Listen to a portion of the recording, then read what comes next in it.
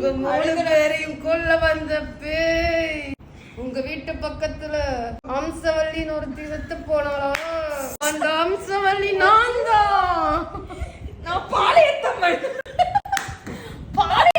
நான் பால் ஊத்துனாம பாளையத்தம்மன் நான் கொத்திடுவேன். அம்சவல்லியாரு கும்சவல்லியாரு